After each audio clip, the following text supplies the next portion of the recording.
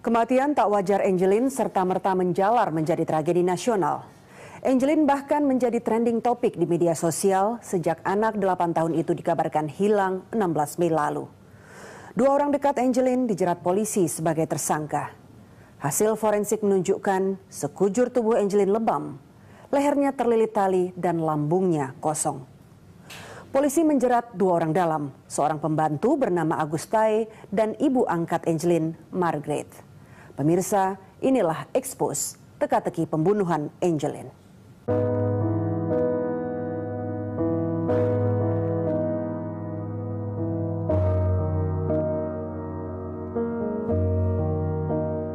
Twinkle, twinkle, little star, how I wonder what are up above, sky so high, like a diamond in the sky. Masa-masa indah Angelin kini tinggal kenangan. Anak 8 tahun siswa kelas 2 sebuah sekolah dasar di Sanur Denpasar, Bali ini kini dikenang banyak orang.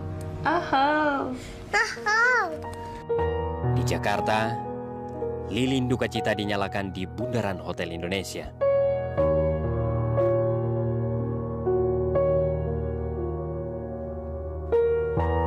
Siswa sekolah di berbagai daerah juga menggelar doa bersama atas kepergian Angelin yang tidak wajar. Angelin serta-merta jadi perhatian publik sejak hilang dari rumahnya pada 16 Mei 2015.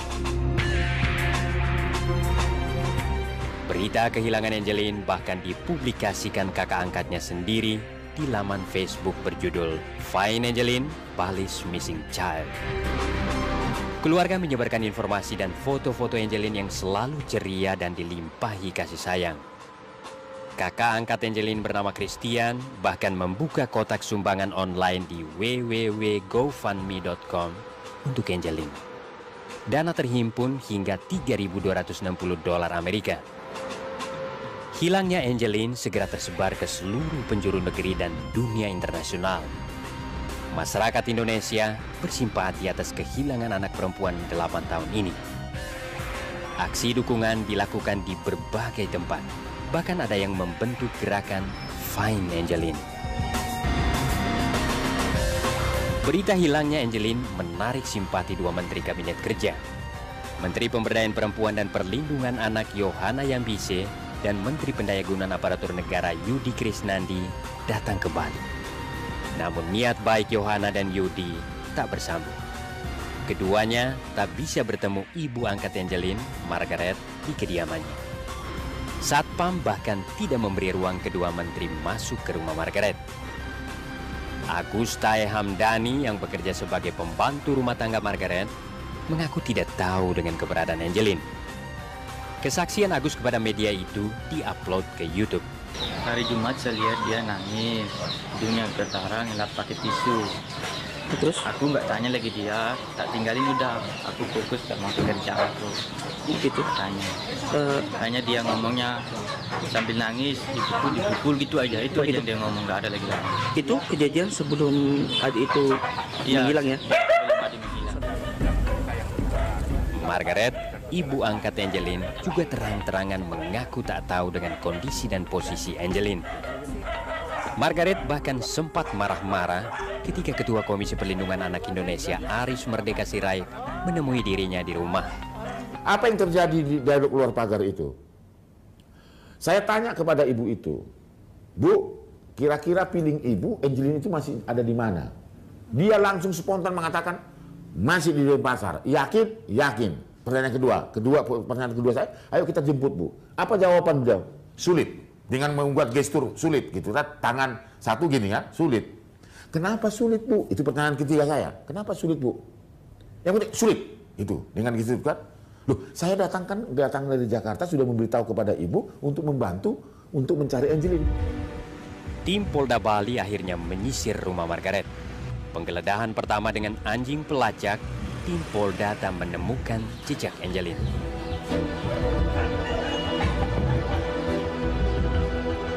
Penggeledahan kedua dilakukan saat Margaret dan kedua anaknya tidak berada di rumah. Disinilah tim mencurigai gundukan tanah di belakang rumah dekat kandang ayam.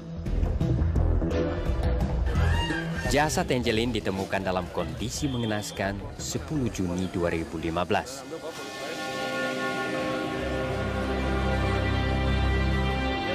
Tubuh Angeline terbujur kaku dengan berpakaian lengkap sembari memeluk boneka. Selama 26 hari, jasad Angeline dipendam secara mengenaskan. Tak ayal penemuan jasad Angeline menggemparkan seantero negeri.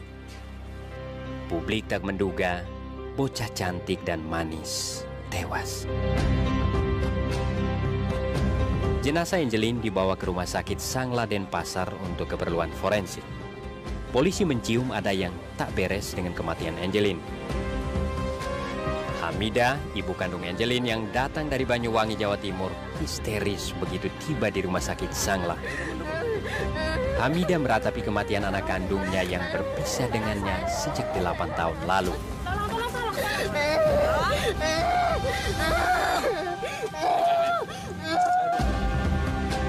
Polda Bali menetapkan Agus Tai Hamdani sebagai tersangka pembunuhan. Alasan Agus, Angeline bekerja tak becus. Kepada tim penyidik, Agus juga mengaku memperkosa Angeline. Dari pengakuan awal Agus tanpa hasil laboratorium forensik, Polda menggelar reka ulang pertama. Mungkin dia setelah dia melakukan hal yang senonoh itu, mungkin dia takut kan itu kan. Artinya takut ketahuan ibunya Margaret kan demikian kan. Kalau dugaan keterlibatan orang tuanya? Keterlibatan siapa? Keterlibatan orang tua si Margaret. Belum. Kita masih mendalami. Ketika dia mengatakan dia menekan tubuh korban di lantai, ini ada bekasnya. Kemudian dia menekan di bagian paha, juga ditemukan lebam-lebam di sana. Gitu. Kemudian ketika dia mengatakan dia menyedot rokok, itu juga ada di punggung kanan ya. Di punggung kanan itu juga ada bekasnya. Jadi dan dia meletakkan boneka pada posisi seperti yang dia sampaikan itu juga semuanya memang ada. Saya melihat foto-fotonya. Dari hasil forensik terungkap, hampir sekujur tubuh Angeline terdapat luka lebam. Di lehernya ada jeratan tali plastik warna coklat sebanyak 4 lilitan. Luka leher seperti bekas ditarik. Lambung korban dalam keadaan kosong, seperti ditelantarkan atau kurang dikasih makan. Temuan forensik ini serta-merta menepis pengakuan Agus Tai dan ibu angkatnya Margaret. Kian kuat dugaan kematian Angeline tidak wajar dan melibatkan lebih dari satu orang. Setelah diperiksa secara intensif, Polda Bali akhirnya menetapkan Margaret sebagai tersangka. Ibu angkat Angeline ini dijerat dengan pasal penelantaran anak. Dan saya tidak terlalu percaya juga, sampai detik ini pun polisi tidak menyatakan dia sebagai tersangka. Kalaupun ditetapkan sebagai tersangka, kita lihat dulu buktinya, kesaksiannya, kan pengadilan nanti yang menentukan. Kami kecewa, saya mau ketemu ibu saya. Untuk dipanggil Mbak? Cuma aja. Terus sudah berapa lama Mbak menahan? Saya belum ketemu ibu saya dari waktu ibu saya ditahan. Pengakuan Agus Tai Hamdani yang kerap kali berubah semakin menguatkan bahwa kematian Angeline tak hanya melibatkan dirinya. Dugaan ini diperkuat Akbar Faisal, anggota Komisi 3 DPR, yang sempat bertemu Agus saat mengunjunginya di Polda Bali. Suruh untuk melakukan itu, pembunuhan itu, katanya seperti itu gitu ya. Tapi kan ada, dia mengatakan ada imbalan. Berapa? Dia tadi menyebut kata 2 miliar gitu ya. Dan akan diberikan pada tanggal 25 katanya. Tetapi kan itu kan pengakuan dia. Kepada Siti Sapuran, tim hukum dari P2TP2A Denpasar, Agus bahkan mengaku tahu siapa pembunuh Angeline. Nah, tidak pernah ngomong uang, cuma memang dia bilang sama saya, dia tahu siapa yang membunuh dan dia hanya mengubur. Artinya dia tidak sempat memperkosa atau segala macam? Tidak, karena di keterangan di visum juga nggak ada kan? Betul, di otopsi tidak ada. Tidak ada, itu bahasa dari mana muncul? Tanya aja yang ngeluarin bahasa itu. Artinya Agus merasa ditekan kan? Iya, gitu. Disuruh, bahkan saya punya 2 sumber, bukan orang biasa, dokter juga. Kerjaannya kamu sekarang mengungkapkan ini, karena Agus sepertinya orang bayaran. Seperti teka-teki, sebagian teka-teki kematian Angelin sudah terbuka. Tinggal soal waktu polisi menemukan otak dan motif Angelin dibunuh.